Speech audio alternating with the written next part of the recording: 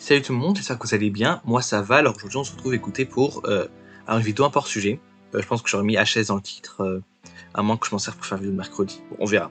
En tout cas, là le concept c'est que vous me posez 20 questions pour trouver quel type de joueur je suis selon ma personnalité. Alors, c'est un peu bébête, hein, je trouve, mais je trouve ça marrant.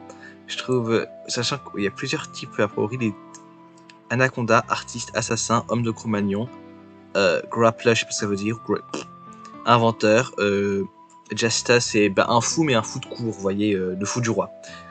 Machine, savant fou, magicien, mastermind, c'est celui qui contrôle tout. C'est généralement master c'est maître, mind c'est esprit, mais c'est celui qui voit tout d'avance, qui contrôle toute la situation, etc. Professeur, romantique, alors Swindler, je sais pas ce que ça veut dire non plus, mais vu l'image, j'imagine que ça veut dire gaffeur. Technicien et white card, celui qui joue au hasard. Ok. Alors, on va voir ça. Check the quiz. Alors, les blancs ont un sacrifice prometteur, donc le cavalier en F7, en exposant donc en mettant découvert le roi noir, parce qu'en gros l'idée c'est qu'on met le je ne peux pas faire les flèches. En gros le cavalier va en F7 et le roi est obligé de reprendre.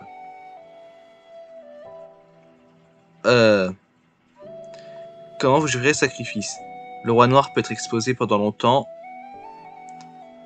Je comprends pas pourquoi, surtout la dame elle peut pas reprendre. Non, parce que cavalier F7, je regarde la mauvaise case, ok. Cavalier F7, le roi est pas obligé de reprendre de toute façon. Il serait exposé longtemps. Ouais. Ensuite, qu'est-ce qu'il peut faire? Parce que s'il prend le roi, je mets mon cavalier, il reprend. Madame, elle peut directement aller en D3. Alors, eux, ils pensent Dame H5. Pourquoi Dame H5?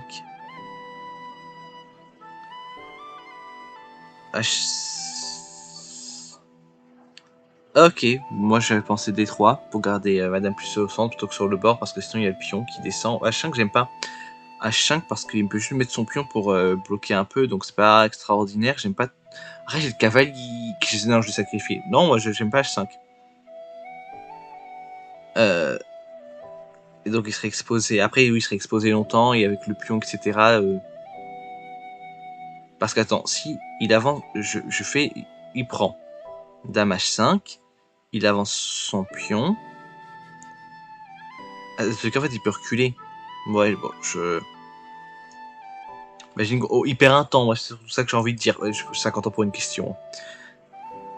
Votre opposant joue roi en E2. Comment vous sentez? Je trouve ça bizarre comme coup. Hein. Est-ce qu'ils pensent qu'ils peuvent me battre avec ce coup pourri? Je vais les écraser. Oui, ma réponse a été la deuxième. C'est un peu bizarre que je sais comme ça. Alors, capturer. Alors, moi, je suis toujours à capturer avec à pas réfléchir, mais en théorie, je pense que capturer avec le fou serait meilleur. Ça activerait le fou, et oui, j'aurais une meilleure structure de pion, effectivement. Parce que de toute façon, ils disent, avec le pion, je double mes pions, et je prévois de roquer du côté dame, sur l'aile dame, et utiliser la colonne ouverte G pour attaquer le roi. Ah! Ouais, c'est peut-être très offensant, enfin, offensant au sens où ça attaque bien. Et j'avoue que moi, je pense, je suis plus dans le deuxième esprit. Pourquoi il y a Gotham Chess? Ok, que je connais, parce que je connais même des anglophones. Une fois, je reviens sur le fait, sur les. Tu devrais regarder Julien Song. Alors, qu'est-ce qui décrit le mieux ton ouverture? Bah non, je joue seulement le système de Londres. Donc voilà. Imagine que tu joues à ton premier tournoi en personne. Ah non, je suis nerveux. Hein. Comment est-ce que tu réagis lorsque ton adversaire commence à parler, enfin un trash talk? Moi, j'aime pas le trash talk, j'aime pas ça. Effectivement. Dans cette dans cette ouverture, enfin cette position d'ouverture populaire, les noirs menacent le pion en A2. Quand est-ce qu'on répond? Ils disent je rock, je sacrifie le pion pour gagner en activité. Dame D2, je développe et défends le pion. J'ai pas trop de problèmes avec. Attendez, je regarde, il faut que je comprenne ce qu'il me dit. Dame D2. Et après, le pion noir prend en D4. Je reprends moi avec mon pion aussi en D4. Et après, madame, elle va en D4.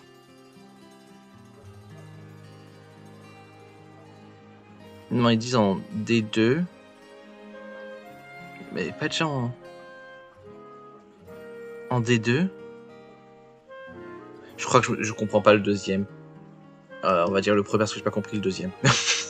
Je vais me perdre dans les calculs. Alors, quel énoncé décrit le mieux la manière dont tu voudrais sacrifier le roi, enfin, pardon, pas le roi du tout, mais le cavalier avec cavalier en G5. Sauver le fou.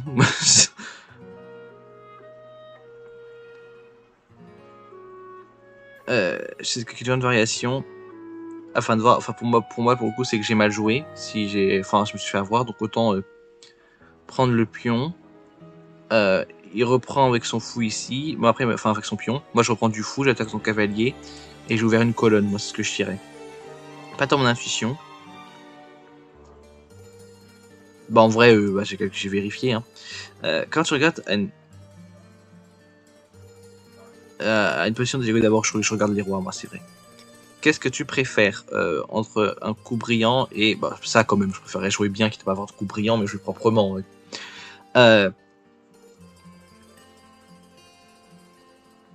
Alors, tu peux prendre une pièce gratuite à ce coup-là. Voilà, il y a un coup où on prend une pièce gratuite.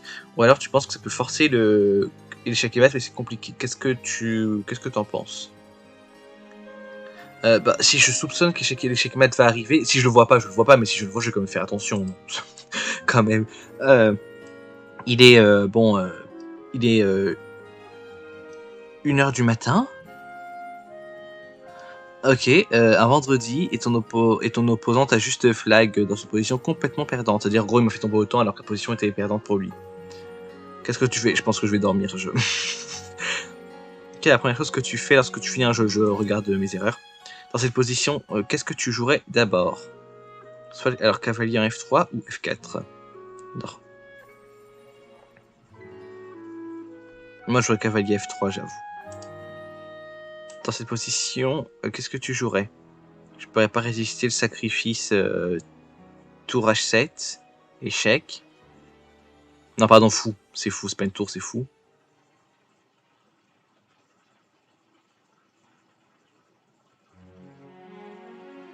J'aimerais faire un coup et moi je vais préparer mon attaque plutôt que sacrifier directement.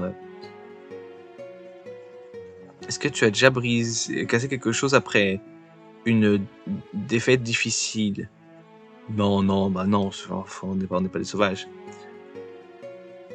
Survival, sûrement le puzzle rush, je joue en survival, donc ok. Combien de coups tu calcules en général? Bah, aussi long que je peux, j'essaye. Après je rate des choses, mais j'essaye de calculer quand même. Quel super pouvoir aimerais-tu avoir? Bah non, on s'en fout de la vitesse pour le coup, c'est ça à la rigueur à choisir. Si tu pouvais... je crois que rapide c'est plus long que belette, on va dire rapide. Je dis une machine. Eh ben je m'attendais à tout sauf ça.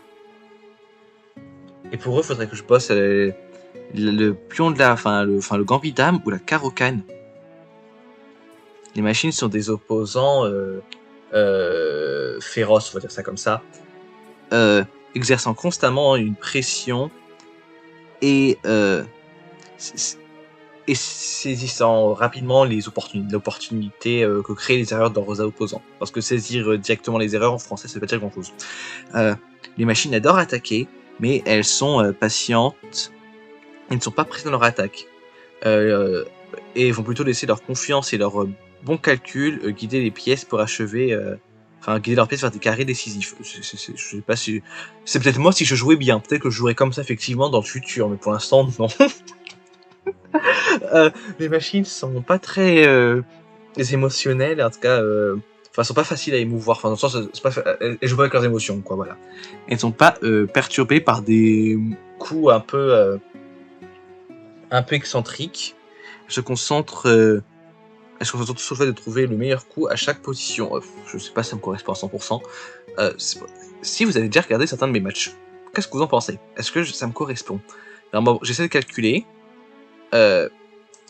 Visiblement, je suis plus dans l'attaque, dans le positionnel, et peut-être, alors que moi j'aimerais, parce que ça c'est vrai, parce que moi j'aime bien quand il y a trop de pions, commencer à ouvrir les trucs. J'avoue que c'est assez vrai, j'ai du mal à juste accepter position, réfléchir, améliorer ma position petit à petit. Moi j'en ai marre, j'ai envie que ça s'ouvre parce qu'il y a des pions partout, ça me bloque partout en fait. C'est que j'ai pas le choix, parce que je joue mal face aux pions.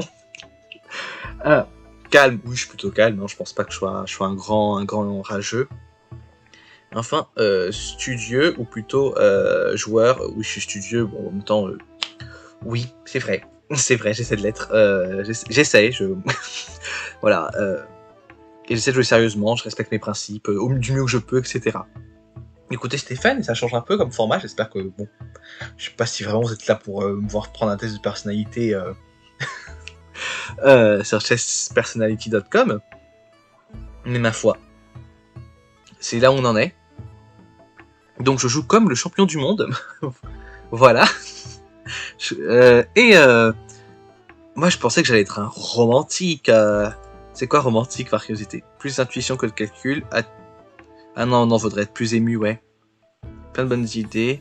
Et c'est pas tant qu'il calcule, mais... Ouais, il trouve des coups un peu inattendus que l'opposant ne voyait pas vraiment. Ouais, je sais pas. Ok. Bon, en tout cas, écoutez, j'espère que... Bon, j'ai déjà dit ce que j'espérais pour cette vidéo. Bah écoutez, je vous dis salut, tout simplement. Ça sera bien suffisant. Salut.